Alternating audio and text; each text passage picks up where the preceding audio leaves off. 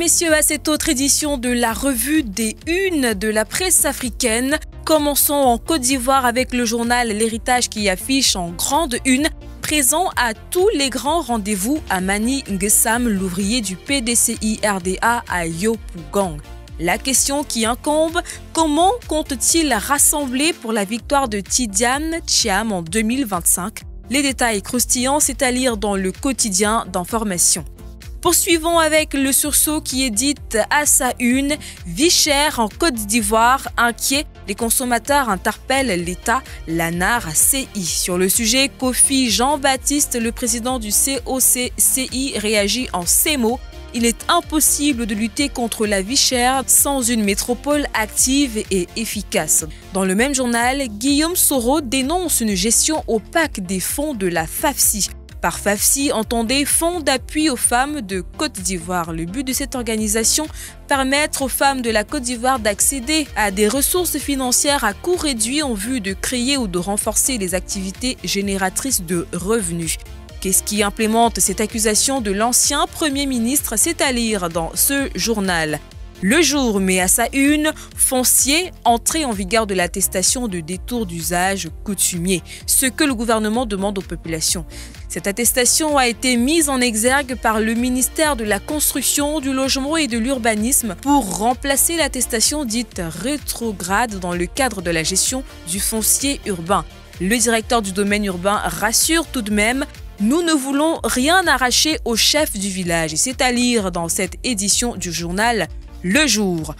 En sport, la voix originale met à sa une CAN 2025. Tirage au sort, la Côte d'Ivoire met son titre en jeu dès demain. En effet, le 4 juillet prochain à Johannesburg en Afrique du Sud se tiendra le tirage au sort en vue de la prochaine Coupe d'Afrique des Nations prévue du 21 décembre 2025 au 18 janvier 2026. Dans un communiqué rendu public, la Confédération africaine de football annonce la présence des Mersey Faye, sélectionneurs des éléphants de Côte d'Ivoire, détenteur du sacre continental. À présent, faisons un petit détour au Sénégal avec le journal Yoyor qui met à sa une évitement de la dissolution de l'Assemblée nationale. Les députés de Benno s'embourbent dans leur tripatouillage. Dans leur bras de fer avec le gouvernement pour empêcher la dissolution de l'Assemblée nationale, les députés de la coalition Benno Bokk Yakaar, actuellement en majorité au Sénégal, envisagent d'entreprendre les démarches pour modifier l'article 87 de la Constitution. Abdou Mbow et compagnie sont déterminés à enlever au président de la République, Bassirou Diomaye Faye, son pouvoir de dissolution du Parlement. À présent, allons au Cameroun. L'économie quotidien nous dit que le Cameroun lance l'inventaire de sa richesse minière et les raisons de cette initiative à lire en page 3 du journal.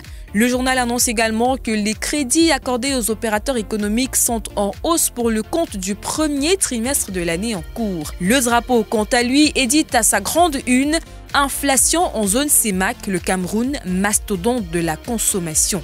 Selon le dernier rapport de politique monétaire de la Banque d'Afrique centrale, le Cameroun représente plus de la moitié de la consommation de la communauté économique. Info Matin se projette sur les élections 2025 et titre à sa une « Élections 2025, les gouverneurs à Yaoundé ». Ils se réunissent ce 3 juillet pour le compte de la première conférence semestrielle. Les assises seront présidées comme à l'accoutumée par le ministre de l'administration territoriale Paul Atanga Nji. Le contexte est particulier, marqué par la préparation des élections municipales, législatives, régionales et présidentielles au Cameroun.